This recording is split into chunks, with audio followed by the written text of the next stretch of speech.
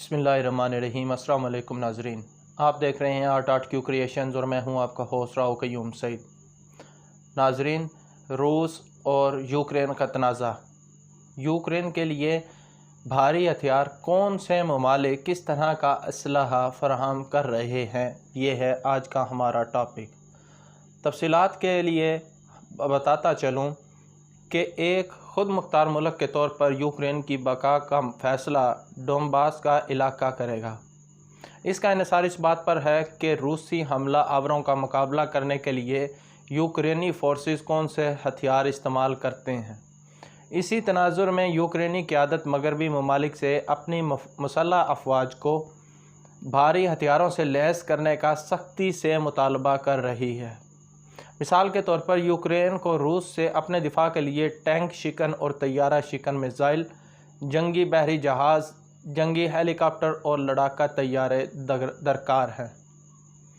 दरी असना नेटो के तमाम मेंबर मुल्कों ने यूक्रेन को कम अज़ कम छोटे हथियार, हिफाजती सामान या गोला बारूद तो मुहैया किए हैं, लेकिन कोई जारहाना हथियार अभी तक नहीं भेजे, क्योंकि इस बात का ख़तरा है कि रूस इसे जंग में मुदाखलत तस्वर करेगा और इस अमल को नेटो के ख़िलाफ़ हमले के बहाने के तौर पर भी इस्तेमाल किया जा सकता है।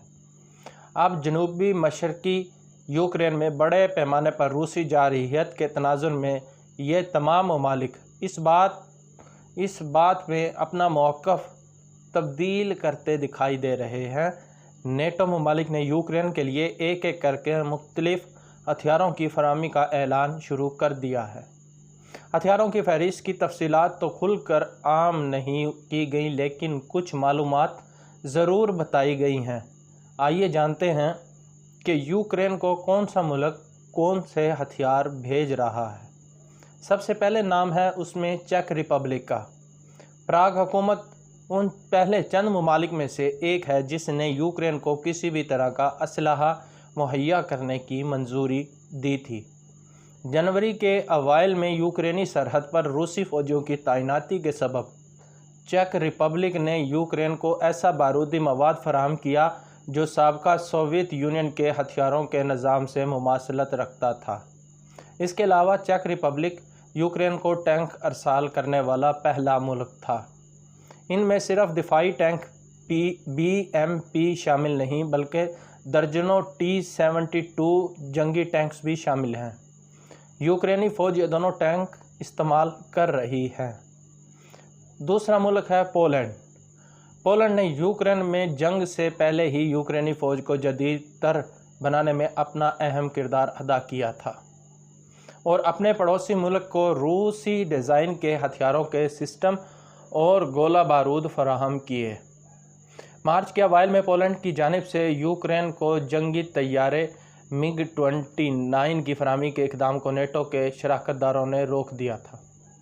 रवां माह अप्रैल में वारसा हुकूमत ने अपनी सरजमीन पर अमरीकी जोहरी हथियारों की तनसीबात कायम करने की बात की थी। इस मुल्क ने अब यूक्रेन के लिए भारी हथियारों समेत दीगर असलहे की डिलीवरी के लिए रजामंदी ज़ाहिर की है, लेकिन इस बारे में मज़ीद तफसीलात आम करने में वो काफ़ी मुहतात हैं। उसके बाद है स्लोवेनिया। जनूब मशरक़ी यूरोपीय मुल्क स्लोवेनिया पहले से सोवियत दौर के टैंक यूक्रेन के हवाले करने पर आमादगी ज़ाहिर कर चुका है। जर्मनी ने इसके बदले में स्लोवेनिया को मुख्तलिफ़ किस्म की बख्तरबंद गाड़ियाँ फराहम करने की पेशकश की है। जर्मन खबर रिसा इदारे DPA के मुताबिक स्लोवेनिया जर्मनी के तैयार करदा पोमा, बॉक्सर और लियोपर्ड 2 जैसे जदीद तरीन जंगी और दिफाई टैंकों का मुतालबा कर रहा है। अगला मुल्क है तुर्की। तुर्की ने यूक्रेन को हालिया सालों में कम अज़ कम 20 बायरक्तार TB2 मॉडल के जंगी और जासूसी ड्रोन फ़रोख्त किए हैं। इस फराहमी का मौजूदा जंग से बराह रास्त कोई ताल्लुक़ नहीं है, लेकिन इन तुर्क ड्रोन तैयारों का शुमार नेटो ममालिक के ऐसे चंद भारी हथियारों में होता है जो पहले यूक्रेन इस्तेमाल कर चुका है। अगला मुल्क है जर्मनी। जर्मन हुकूमत यूक्रेन को भारी हथियार फराहम करने के मामले में मुसलसल हिचकिचाहट का शिकार है। इसके बजाय وہ کیف کو ٹینک شکن ہتھیار، دستی بم، ڈرون، حفاظتی سامان اور گولہ بارود مہیا کر رہی ہے۔ دوسرے نیٹو ممالک ہیں، اس میں اٹلی اور فرانس کی جانب سے یوکرین کو فراہم کیے جانے والے ہتھیاروں کے بارے میں بہت کم معلومات عام کی گئی ہیں، جبکہ بیلجیم، ناروے اور کینیڈا عمومی طور پر بھاری ہتھیار دینے کا اعلان کر چکے ہیں۔ برطانوی وزیر اعظم بورس جانسن نے سمندری اہداف کو نشانہ بنانے والے میزائلوں کی فراہمی کا تذکرہ کیا تھا اور ان کے ڈچ ہم منصب مارک روٹے نے بختر بند گاڑیوں کا نام لیتے ہوئے اس بارے میں قدرن واضح معلومات فراہم کی ہیں۔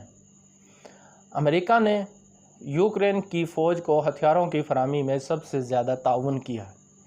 واشنگٹن نے یوکرین میں جنگ کے آغاز سے اب تک تقریباً $2.5 ارب کی منظوری دی ہے۔ مثال کے طور پر یوکرینی محافظ زمین سے فضا میں مار کرنے والے ٹینک شکن میزائل جولین کے ذریعے روس کے کئی ٹینکر تباہ کرنے میں کامیاب ہو گئے۔ تاہم ماہرین کا کہنا ہے کہ یہ میزائل سسٹم مستقبل قریب میں آنے والی جنگ کے لیے موزوں نہیں ہے۔ پینٹاگون نے گزشتہ ہفتے اعلان کیا کہ وہ 40,000 گولہ بارود کے ساتھ 18 توپیں، سوئچ بلیڈ کے 300 بیک پیک ڈرون اور 300 بختر بند گاڑیوں سمیت 11 Mi-17 ٹرانسپورٹ ہیلی کاپٹر بھی فراہم کرے گا۔ اس کے علاوہ یوکرینی فوج کو زمین سے فضا میں مار کرنے والے ہتھیاروں سے بھی لیس کیا جائے گا۔ پینٹاگون کے مطابق ان خود ساختہ اور پیچیدہ ہتھیاروں کو استعمال کرنے کے لیے یوکرینی فوج کو تربیت پہلے سے ہی شروع ہو جانی چاہیے۔ اگلے یورپی ممالک ہیں یورپی یونین۔ یوکرین جنگ کے آغاز سے ہی یورپی بلاک نے قیام امن کی سہولیات کے اپنے فنڈ میں سے یوکرین کے لیے $1.5 بلین کی منظوری دی ہے۔ اس فنڈ کے ذریعے یورپی یونین کے ممبر ممالک اس جنگی صورتحال سے نمٹنے کے لیے حفاظتی سازوسامان، فرسٹ ایڈ کٹس، ایندھن اور فوجی سازوسامان خرید کر یوکرین کو فراہم کریں گے۔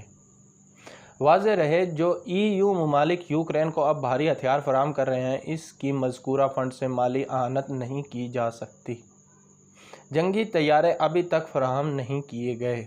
پینٹاگون کے ترجمان جان کربی نے رواں ہفتے منگل کے روز یہ بتایا تھا کہ یوکرین نے وارسا معاہدے کے دیگر سابقہ ممالک سے MiG-29 فائٹر جیٹ حاصل کیے ہیں، مگر بعد میں کربی نے یہ بیان واپس لے لیا کیونکہ ان طیاروں کے صرف پرزے فراہم کیے گئے تھے تاکہ تباہ شدہ طیاروں کی مرمت کے بعد انہیں دوبارہ پرواز کے قابل بنایا جا سکے۔